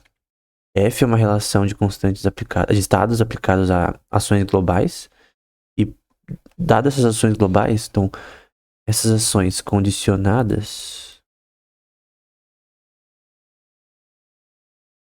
a ações CAC, a observáveis e recompensas. KK de novo. Então deixa eu fazer de novo esse φ aqui, tá torto. Tá dentro do espaço de φ no geral, dessas funções no geral. Então são várias funções que você vai calcular. E aí você tem um valor chamado W de F, que você tá somando aqui. V de F. Π. Em que FP é menor que VP. Isso aqui é menor que isso daqui. Individualmente. Isso vai ser igual a uma soma, dado N igual a L, que é o tamanho do código, dada a função de quantidade de informação no sistema. Aí se repete essa mesma equação de antes. Aí você vai ter esse W de φ, perdão, WN, sendo dividido por Fn. E você repete a equação de antes. Aí você vai ter essa mesma equação aqui de cima, com essa parte aqui do começo. E o valor esperado da relação de recompensas. Então vamos com calma aqui. Essa parte em verde era aquela relação de recompensas que mudou um pouco, né? Agora, em vez de ser W I R I, agora ficou antes WN, que agora é outra variável nesse contexto. Outro vetor. Dado RI. Ficou assim, antes. Aqui eles adicionaram φ agora, então é outra coisa. Então, eles adicionaram mais um componente vetorial na equação. Então você tem agora WNI você voltar ao vídeo, você pode ver isso. E agora R, F, I. Eles estão agora fazendo uma forma diferente de computar as recompensas. Em que F é essa relação de ações aqui, dada certas condições. Então você quer que o seu valor esperado, ele tenha recompensas que hajam na sua rede neural. É isso que essa parte verde significa, cara. Tem um valor esperado associado aos seus componentes da sua rede neural. Eles estão mudando um pouco o algoritmo, né? Então você tem a soma do tamanho do seu código, você tem a soma de funções desse código rodando ao longo do tempo. Então esse passo vermelho pode ser a quantidade de informação no sistema, o tamanho do seu código. E por fim, você vai ter que todo esse troço aí que no fim é igual a essa parte aqui. Porque tudo é igual ao outro, né? Isso tá expandindo a equação. Ele tá explanando a equação. Equation explaining aqui, né? Em vez de mansplaining, é equation explaining. Também tem womansplaining, né? Mas ok. Tem nada a ver com o tema, né? Então você repete agora a equação de trás. Quantidade de informação no sistema. Complexidade do sistema associada a essa equação. E a função de recompensas. E agora mudou um pouco, né? Agora você tem dado os weights do sistema, um componente vetorial WNI. Você tem a soma das funções dentro desse contexto, vai rodar, e o espaço de recompensas, tendo em vista a função e ionese as recompensas. Né? Em que RFD denota a recompensa do agente no ambiente F, a cada tempo. Né? Então você tem um dado ambiente, porque o ambiente é definido dessa forma, né? Então a gente pode definir isso aqui como env, né? Essa função é um ambiente. Então sempre que a gente vê F aqui, a gente pode crer que, por exemplo, esse F está dentro do contexto de F. São funções de ações dentro de observáveis, recompensas e blá blá blá do sistema. Então, se o robôzinho está andando, tem suas ações dadas, observáveis, recompensas e blá blá blá. Para ele conseguir maximizar sua função de não ficar colidindo com velhinhas na rua. Então, esse espaço de funções dentro do ambiente está dentro do espaço F de funções do total. Você rodou seu robô ali por 24 horas numa rua. Então você tem várias funções sendo calculadas, né? Então você tem uma N funções sendo calculadas, F1 até Fn, que vão estar dentro desse espaço de todas as funções, concorda? E aí eles foram expandindo essa equação, o autor, até que ele chegou nessa conclusão aqui no final. Então, para analisar essa função da soma de funções dentro de todas as funções, que eles denotam como funções individuais dentro do contexto de todas as funções, dado N rotações nesse contexto, e dado recompensas, né? Então, ficou assim o negócio de recompensas, né? Você tem as recompensas dado o ambiente, né? Se for um ambiente diferente, então tem recompensas diferentes nesse ambiente. Você concorda? É uma coisa importante essa definição em A, porque às vezes não tem, né? Se o ambiente muda do seu MMORPG, cara, a função de recompensa tem que mudar. Se você tem que fazer coisas totalmente diferentes, você quer fazer um robô andar de bicicleta. Cara, andar de bicicleta é diferente de andar. Forma bípede.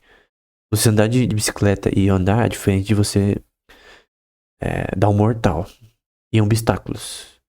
Quando o ambiente muda, a sua função dentro desse ambiente tem que mudar. Até suas recompensas, elas têm que ser categorizadas de uma forma diferente. Então, num ambiente diferente, as funções de recompensas, a sua tabela Q, ela muda. Então, você vai ter, por exemplo, N possíveis tabelas Q, né? Então, vamos supor que essa aqui é a primeira tabela Q. Você pode fazer. Aqui é 1, tá? Não é Prime, não. Primeira tabela Q. Vamos supor que você pode ter N tabelas Q, cara. Para diferentes problemas. Então, eu crio uma interpretação desse algoritmo, dessa questão aqui, que eu tá aqui, é que, lembra a tabela aqui? É a tabela que, o que vai ser recompensado o seu algoritmo, se o Super Mario de fazer. Então, se ele morrer, ele vai ter penalidade, se ele for bem, ele vai ter recompensas. Já falei disso no todos os cursos. Essa função, ela denota, dentro de um espaço característico do ambiente, que muda constantemente, as funções, elas têm que se adaptar nesse espaço diferente do ambiente, que é isso que é uma inteligência artificial geral, né? A definição de Ping Wang, ela se adapta a novos ambientes de uma forma procedural, uma forma que nem um ser humano da vida. E o espaço de recompensa é definido pelo ambiente. Então antes você não tinha Essa função aqui, esse F. Viu que antes estava definido as recompensas. Não, aqui já colocaram, né? Mas aqui eu coloquei aqui, ó. Antes estava definido dessa forma, a primeira, né? Vamos lá. Primeiro foi definido dessa forma. Nós temos vetores dos weights associados a recompensas. Ok. Eu tenho sinapses artificiais na rede neural que agem nas recompensas. Aí depois adicionou N. Ok, eu tenho agora mais um conjunto vetorial para ser aplicado nas recompensas. Aí a última, né? A última versão, colocar aqui em vermelho, ela agora tem o que tinha anteriormente, só que Φ. Então agora tem Φ. Φ é o ambiente. É o ambiente aqui. Então Φ eu vou até fazer de novo. Φ são os estados do sistema ao longo do tempo. Não confunda com observáveis. A de ações, espaço total de ações, de condicionados, aos observáveis e recompensas. Então aqui é o ambiente. Você concorda se um robô estiver num vulcão, perto de um vulcão, os estados são diferentes de estar dentro de uma loja de doces, cara? Ele tem que saber como se locomover ali. Vamos supor que é aguente calor, mas ele não pode pisar na lava, né? Vamos supor que é um labirinto. Ele tem que saber onde ele tem que ir. É um ambiente totalmente diferente de você estar numa loja de doces. Se você quer fazer que o sistema do robô pegue doces específicos, leve até a balconista e compre. Vamos supor. Então, o espaço característico do ambiente, ele muda, cara. Ele muda constantemente. E se você não tem um sistema de A, que ajuste sua tabela Q associada ao ambiente, você não tem uma inteligência artificial geral. Porque de reinforcement learning, né? Tentando usar reinforcement learning. Primeiro que reinforcement learning nem dá pra generalizar a inteligência, né? Primeiro ponto. Mas eu creio que dá pra fazer uma consciência teatral. De repente fazer um sistema que é tão bem feitinho que ele engana o ser humano ali. Ele faz bastante coisa. Dá pra fazer bastante coisa com reinforcement learning. Não vai ter consciência, mas dá pra fazer bastante coisa.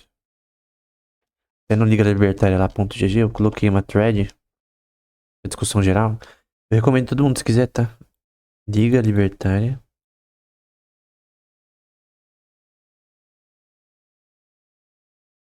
Ah, esqueci. Ligalibertaria.gg. Lá no Discord, né? Entra lá que é da hora. Vou começar uma aula de matemática lá. Eu vou até colocar na descrição pra. Eu vou fazer esse curso, né? Eu quero aprender com os caras lá, porque os caras manjam coisas que eu não sei, né? Então. É sempre bom aprender, né? Mesmo que eu já tenha visto o básico várias vezes. Eu sempre faço cursos. Coisas basilares. Cara, de teologia, cara. Mesmo hoje eu faço cursos que talvez não precisaria estar fazendo. Eu já fiz vários cursos de história da igreja com professores diferentes. Porque eu vi que vendo professores diferentes você aprende mais, né? Então eu vou fazer esse curso, né? Eu vou aprender com os manos lá. Que é o Sintaxe e o Marshall, né? Lá no Lei Libertária que vai ensinar. Então vai ser legal aprender lá. Então, o grande ponto aqui é que no fim você chegou a uma definição melhor, né? Então, resumo, você não entendeu nada do que eu falei. Tudo que eu falei pareceu grego, hebraico, alemão. Eles definem uma forma, não só de mensurar a inteligência aqui, mas de sistemas de IA, em certos contextos, terem recompensas específicas para aquele contexto. Ponto. Agora, vamos deletar esses troços aqui. E aí vamos fazer assim. Para analisar essa função, a gente define uma probabilidade. Dado uma probabilidade. Vou colocar PR, eu prefiro PR. De estados e ações condicionados. Ó, condicionados a alguma coisa. Aí e F, condicionado a ionésimos vetores, nesse contexto. E condicionados ao ambiente, né? Então a probabilidade é condicionada ao ambiente. Isso aqui é muito bom, cara. Eu nunca vi na teoria da probabilidade alguém fazendo isso de uma forma tão clara. Nossa, função. Eu tenho que citar, isso daqui é muito diferente do normal, essa relação aqui. E com uma probabilidade com uma sequência de interações entre agentes, marcovianas, aí a gente faz a ação no sistema, o robôzinho andando. A gente define as recompensas como. Vamos aqui pegar. Como a probabilidade das recompensas dado IF. Vamos ter um de estados e ações de recompensa. Esses dois estão juntos, tá? E a probabilidade de F fazer uma recompensa ao tempo, né? E esse troço vai ser igual a 1, né? Então você tem aqui. Eu não vou apagar, não. Não vou apagar, não.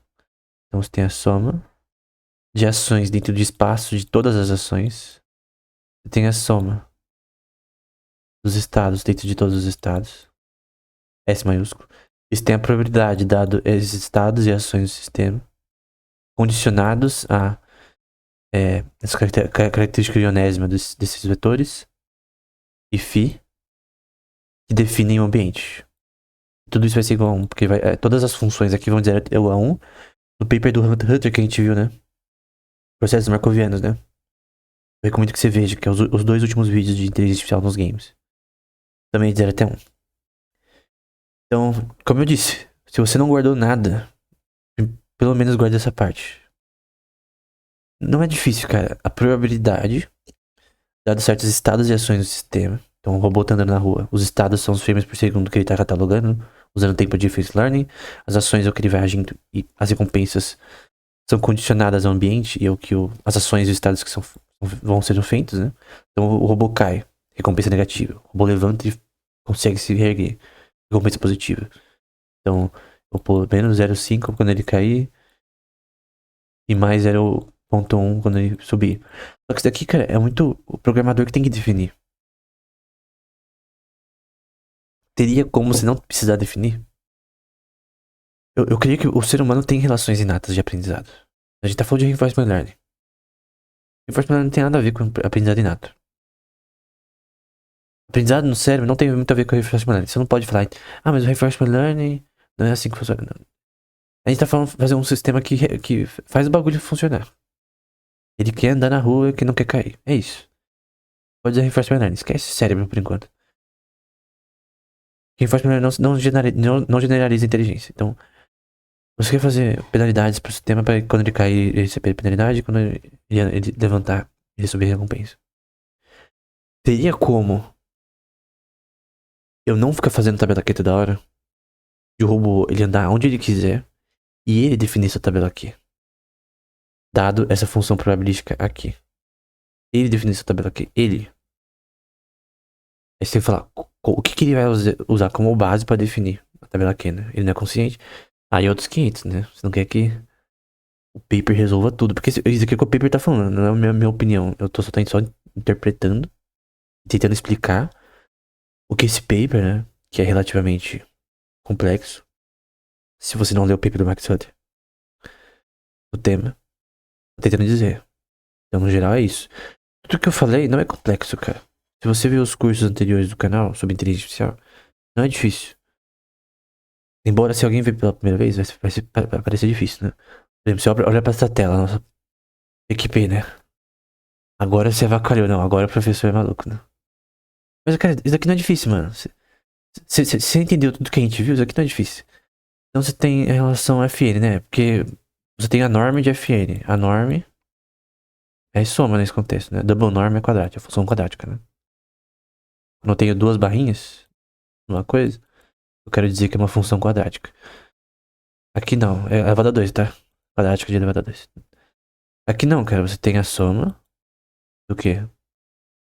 De funções dentro do espaço total de ações. Com N vetores aqui. Você vai ter que ser igual a 1. Que é a soma de 0 até 1. A gente já viu isso várias vezes. A gente tá careca de saber já. Então, esse espaço característico vai de 0 até 1. O V de π, não me engano, vai ser igual a 1. O Vπ de μ vai ser de 0 até 1. É, μ. Vai ser de 0 até 1. No caso, esse daqui, esse primeiro aqui,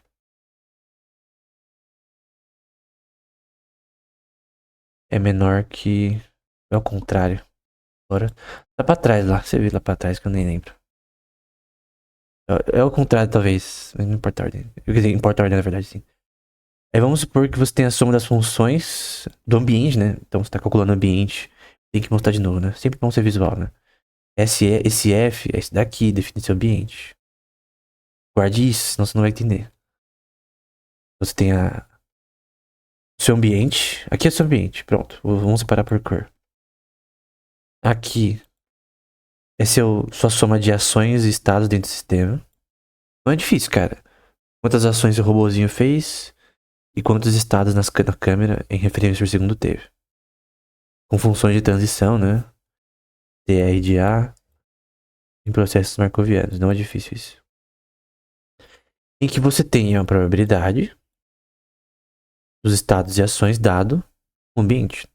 SI com F. Já viu isso aqui? Não é difícil. E aí ele expande um pouco isso daqui, muda a ordem das coisas, né? Na prática. Depois ele vai colocar a soma dos estados e ações primeiro. Depois as funções. Só mudou a ordem. Aqui ele põe agora, ele adiciona recompensas. Então agora você tem uma soma de R. Antes eu tinha ações e estados. Agora você tem recompensa, né? Tem que ter recompensa negativa e negativa. Dentro de R total, né? Até aqui não é difícil, cara. É dor de boa. Aí agora tem outra soma junto. Que eu vou pôr de outra cor porque eu gosto de ser visualmente aprazível, né? Eu explicar isso aqui sem canetinha, né? Seria impossível. Só na voz, né? Como eu fazia anteriormente. Que eu era burro, né? Não sabia que o Canva tem uma caneta pra você usar. Então, eu demorei muito pra descobrir que tinha. Eu descobri nas aulas do Hotmart, por sinal. Aí eu falei. Sabe aquele meme que o cara dá um tapa na cara? Na testa, né? Enfim. Aí você tem a soma da função phi. Vamos supor que esse sigma foi bem desenhado. Em que dentro daqui você tem. Não, acho que não. Pera, eu tô fazendo merda. É dentro desse phi mesmo. É aqui dentro. S. É. Então dentro dessa função você tem os resultados, ações e recompensas. Então em vez de ter só a função f de n, agora ele definiu f de n de uma forma mais ampla. Em vez de só ter fn, tem os estados, ações e recompensas de uma forma mais clara, dada a mesma função de probabilidade. Aí finalmente a gente chega na tabela Q, né? Que é o que a gente quer. O bom de que é a tabela Q. Soma das ações ionésimas dentro dos estados do sistema. Então o robozinho andando lá são as ações dele. Ele moveu o braço, ele moveu as pernas. Os estados são os frames por segundo dentro do ambiente que a câmera tá vendo, né? Então o robô tem o objetivo de pegar o objeto com a mão. Enfim. O que ele tem que fazer? Quais são as ações? Mover os dedinhos. Recompensas. E por fim a tabela Q. Aí você fala, cadê o F? O F tá aqui na equação de trás. Então, isso daqui, essa parte aqui toda, é igual a parte de por cima. Só que aqui ele definiu esse espaço de ações que tá aqui como tabela Q. Então agora você tem a tabela Q, em que é o contexto do ambiente, né? Desse sistema. E quando você muda o I, você muda o ambiente, você muda a tabela Q. Eu lembro que a gente falou aqui. E se a gente tivesse um sistema de IA, Reinforcement Learning, que ele calcula a tabela Q para aquele contexto. Então ele tá numa sala de doces, ele quer comprar alguma coisa, ele define para aquele contexto. Ele tá andando de skate. Assim, é um exemplo esdrúxulo, né? Mas vamos supor que você quer fazer um robô andar de skate, cara. Andar de skate é um ambiente de recompensa diferente de você andar, de você fazer uma compra no mercado pra um robô. Por quê? Eu andei de skate por um tempo, era ruim, né? Eu penava pra fazer um olho. E manual eu conseguia, né? Mas, um drift, né? Mas eu andava de skate, mas era ruim. Tinha meus amigos lá que manjava bem. Se eu fiz um. Eu esqueci o nome da manobra. Aquela que você vira o skate no ar. Se eu fiz um desse na vida foi muito. Eu tentei muito. Era ruim mesmo, tinha que ter na vai, na verdade, é verdade. Mas o ponto é que os seus objetivos em diferentes contextos é diferente. Se você vê a última aula ali. Não, penúltima. Não, antepenúltima aula. Acho que é aula 9. Do curso de inteligência nos games. Isso aqui é muito aplicado pra aquele paper, cara. Esse paper também pode ser muito relacionado àquele vídeo sobre MMORPGs, né? IA para MMORPGs. Porque, cara, se o contexto muda, você não quer ficar fazendo uma tabela aqui pra cada contexto, né? Porque os contextos, eles beiram o infinito, cara. Um robô dentro de um sistema, né? Ou um agente dentro do sistema. Então, se o contexto, ele muda muito, né? pra você ter uma função de probabilidade, porque a sua crença da probabilidade que a gente vai ver na próxima aula depende do contexto. Até o autor, o Pen Wang, vai dizer, o contexto muda funções de probabilidade no contexto. Então, se o contexto andar de skate pro robô, vai ser diferente de andar de bicicleta, vai ser diferente de andar, porque a sua estabilidade na bicicleta é diferente de você andar. Então, o bebê ele consegue aprender a andar facilmente, andar de bicicleta é mais difícil, andar de skate é mais difícil, nadar é mais difícil. Você quer fazer um sistema de robô é possível, tá? Fazer um robô que nada. Qual o objetivo? O robô tem que saber. Qual o objetivo que você quer fazer? Qual que seria o ápice disso? Um chat GPT da vida, você converter. Robô, assista esses vídeos e com base nesses vídeos, aprenda a nadar. Quando isso for feito, ou aprender com um professor. Aí você tem um sistema que generaliza informação, que é capaz de calcular a tabela Q em diversos contextos, né? Não vai ser consciente, mas vai conseguir fazer mais coisas. É o objetivo, né, cara? Você pode usar também Deep Learning, tá? Reinforcement Learning com Deep Learning pra fazer esse troço. Tá certo. Sabe por quê? Tem um paper que eu já citei no curso de inteligência artificial, na parte de robótica, que é o final daquele primeiro vídeo. Com o Deep Learning, de um paper da Universidade de Osaka, da Higuri Labs. Então, Deep Learning já foi usado em robótica. Você pode usar da mesma forma aqui. E por fim, você vai ter... Deixa eu apagar esse troço aqui. Como a gente viu, cara, não é difícil. Se você ver cada parte o que significa, é um texto aqui quase, né? Exagerando, mas... Quando você olha pra tudo isso daqui, você fala, nossa, cara, que troço de louco. Mas não é, cara. O que você tem, novamente, é simples. A soma das ações dentro do espaço de ações total. A soma de estados dentro dos estados totais. A soma das recompensas. Lembra que quando a gente coloca... Aqui em cima, cara, quando a gente coloca a barrinha, significa que é uma soma nesse contexto, né? Então aqui é a soma das recompensas. E o das recompensas, né? No contexto que essas recompensas tem isso daqui, tá? Tem essa parte aqui, ó. Deixa eu tirar esse F. Tem essa parte aqui, tá? Essa é a forma de recompensa que eles colocam condicionado ao ambiente. Nas equações atrás também tá.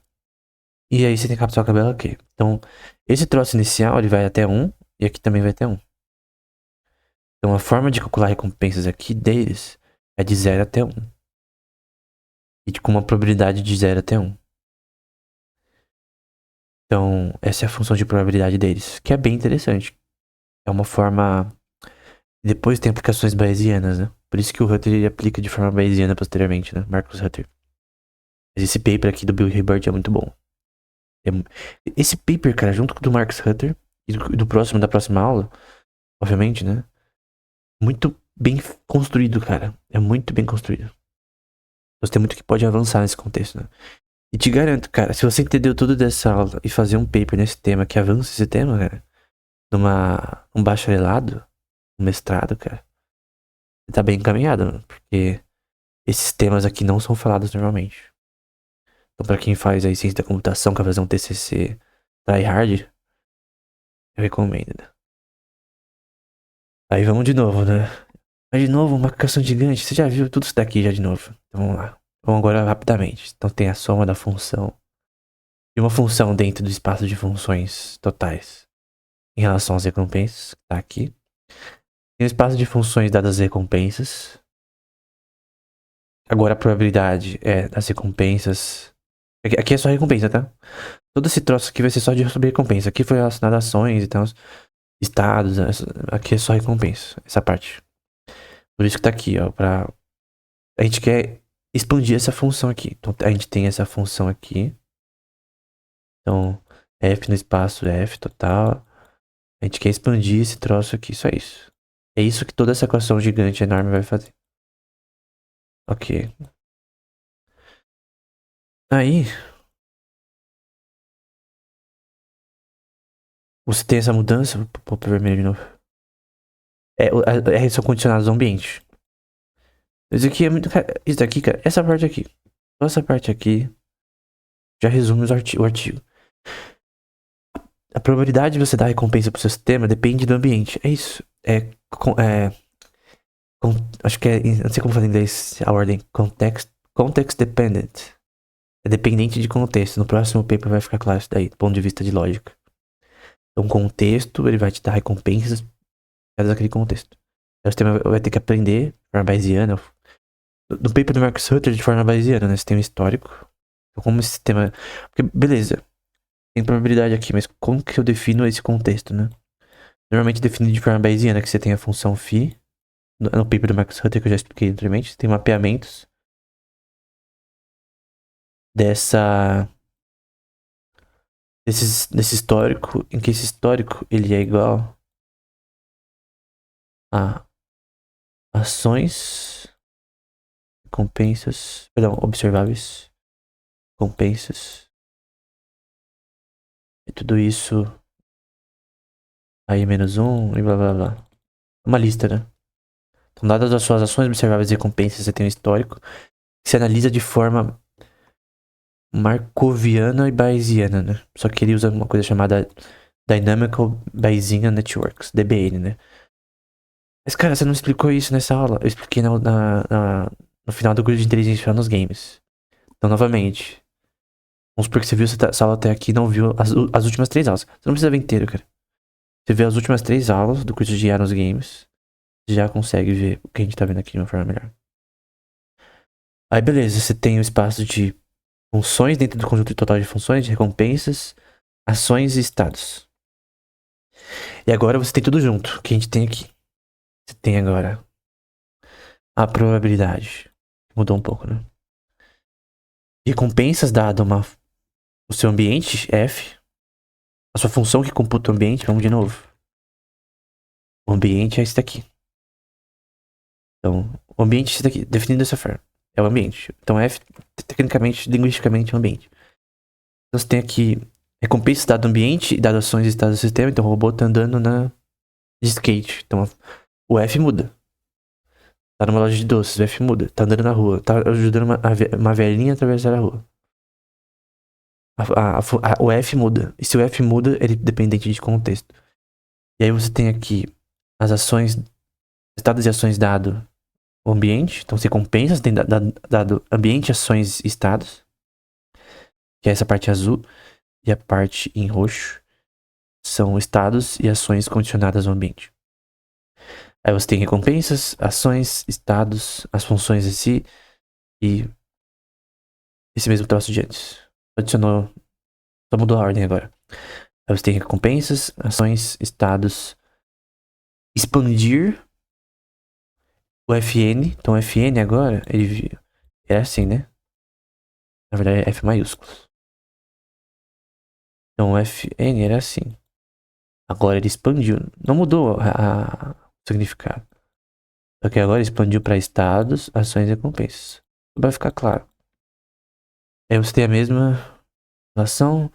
E no por fim você vai ter recompensas associadas à soma dos estados, ações e recompensas do sistema. Dividido pela soma total de recompensas. Que são somas. Isso vai ser igual à soma total de elementos do ambiente, que é esse daqui. E a soma de recompensas dividida pela. Melhor. A soma total de ações, estados, ações e recompensas. Nesse roxo. Eu vou colocar aqui em verde. A média de recompensas. Que a gente viu anteriormente. Aqui em verde é a média.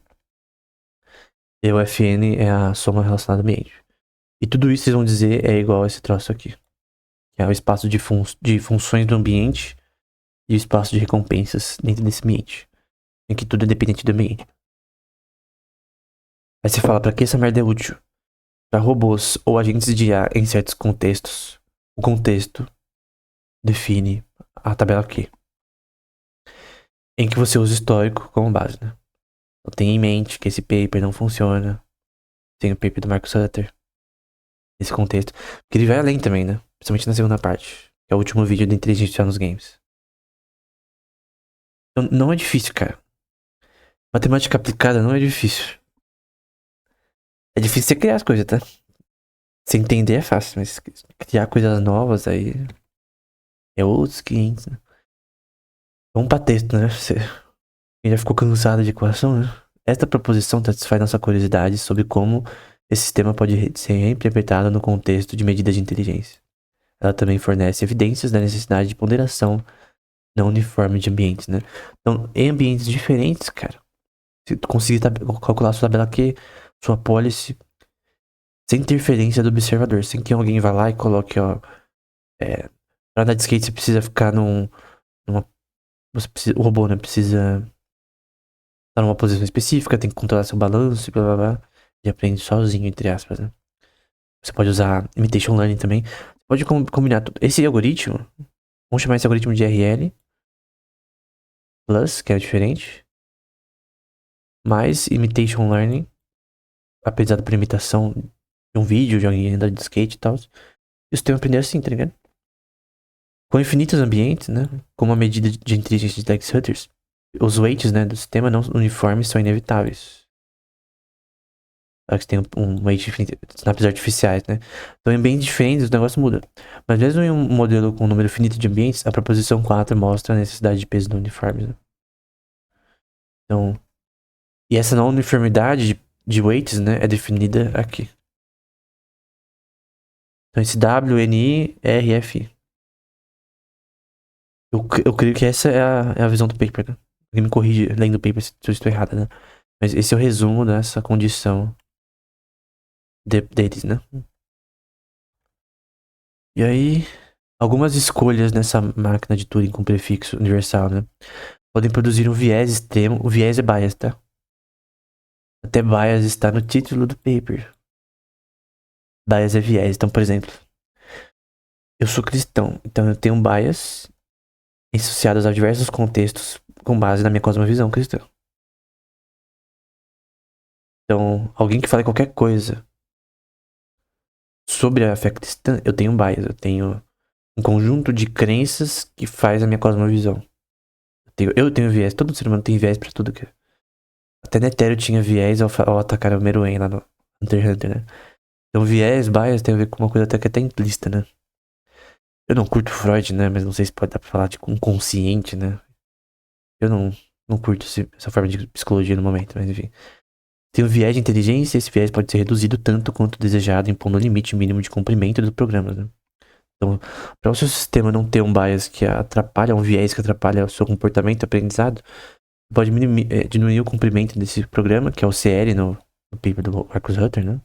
Code length, o tamanho do programa, né? Length é de tamanho de extensão. Os programas usados para definir ambientes, né? Que é a minimização da complexidade como o Gorov que a gente viu anteriormente.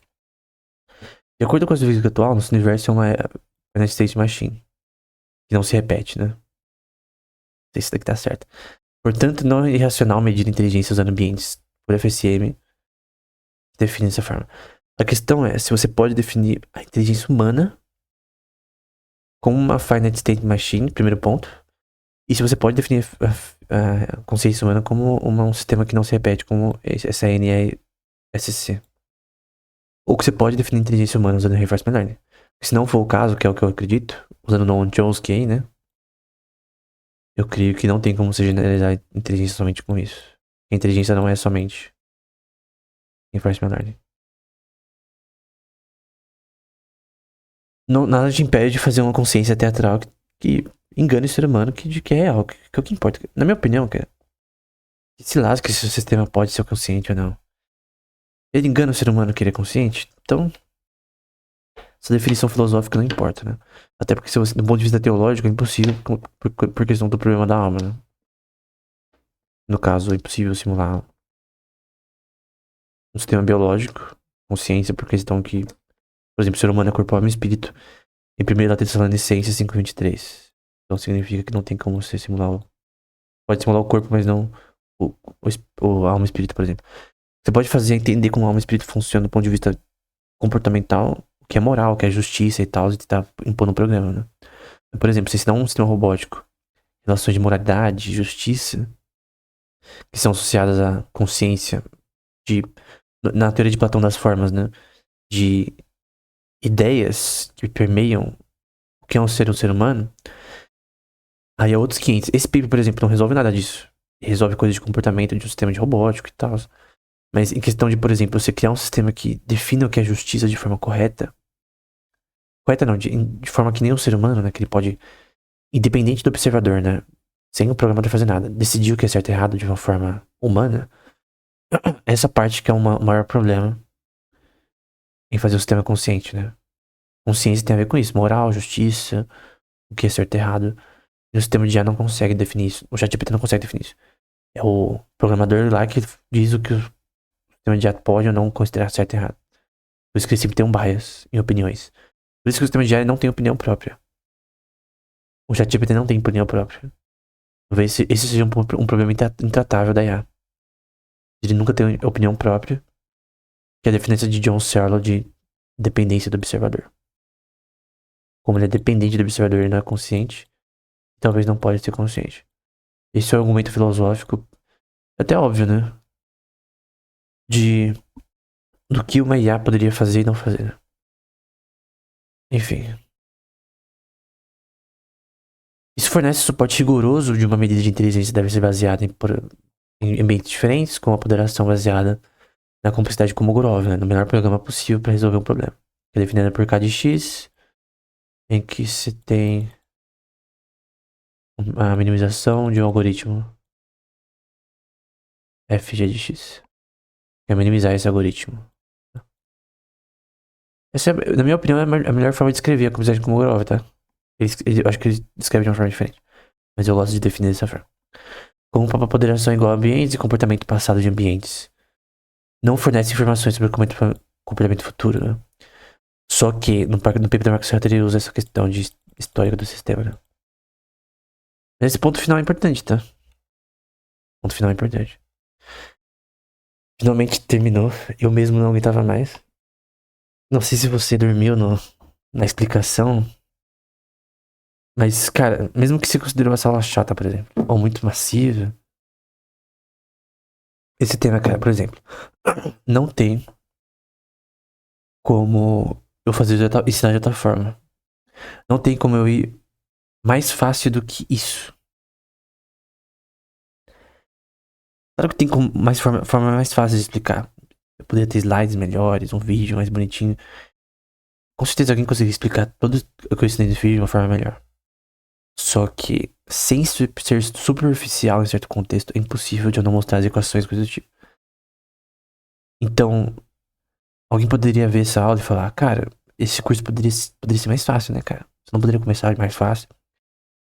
Então, eu recomendo, se você achou tudo isso aqui muito difícil, ver o curso de inteligência artificial primeiro. Não tudo, ver as primeiras 8 horas. São 16 horas, né? Então, tem que ver pela menos metade. Você tem tudo ali de inteligência artificial. Do básico ali, né? Ver as 3 últimas aulas do curso de inteligência artificial nos games. Que é importante pra esse curso.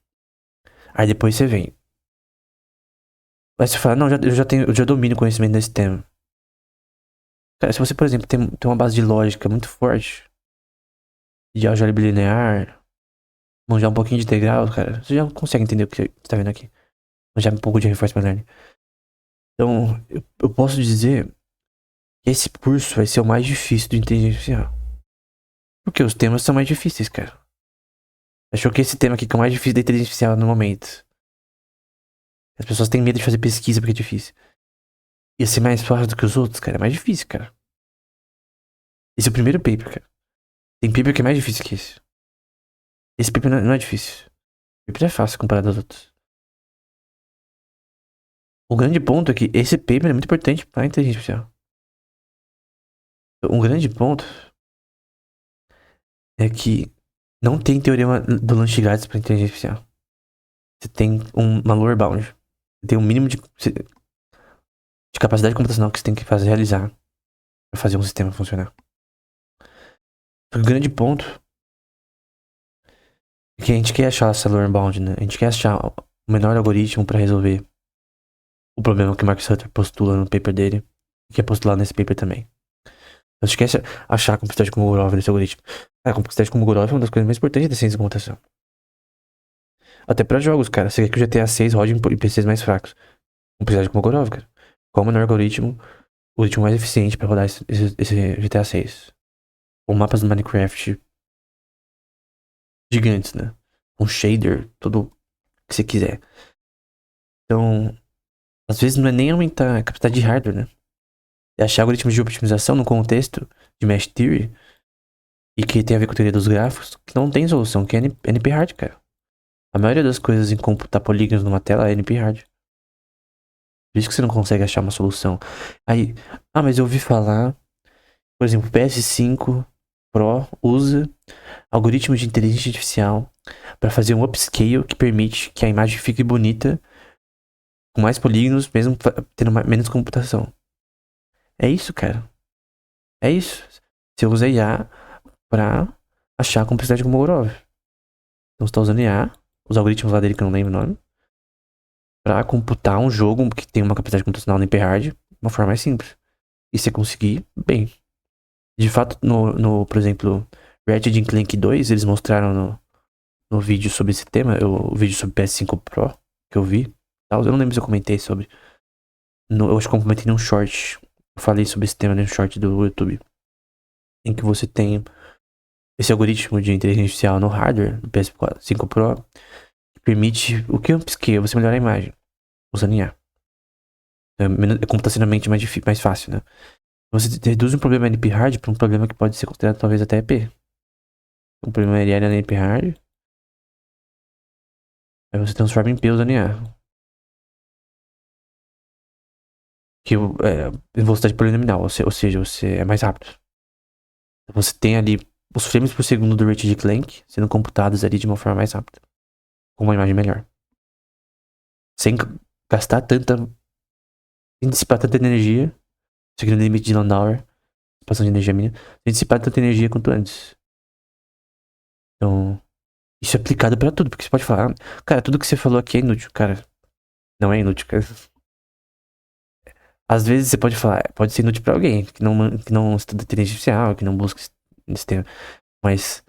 Você tá usando coisas na sua vida, no seu cotidiano. Com avanços no que a gente tá falando aqui.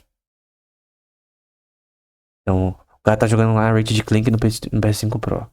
Ele tá gozando de algo que o beneficiou, que tem a ver com teorias da matemática e inteligência artificial. Sem teoria da computação, cara, você não teria PS5. Por sinal, você não teria jogos. Então, sem teoria dos números, você não teria ciência da computação, você não teria criptografia, você não teria internet. Então, o que parece inútil, na verdade, permeia nossas vidas. E a questão é, a maioria das pessoas não estuda como funcionam as coisas por dentro. Quem estuda teoria da computação, ele busca estudar como as coisas funcionam por dentro. Ok, eu tô jogando PS5 Pro aqui, eu quero saber agora como funciona. Como funciona esse algoritmo de upscale aí? Tem razões comerciais, por exemplo, para a empresa. Então é isso. O vídeo foi maior do que eu pensava. Eu realmente pensava que ia dar 30 minutos. Mas começou uma matraca, né? Falei mais, não tem mais.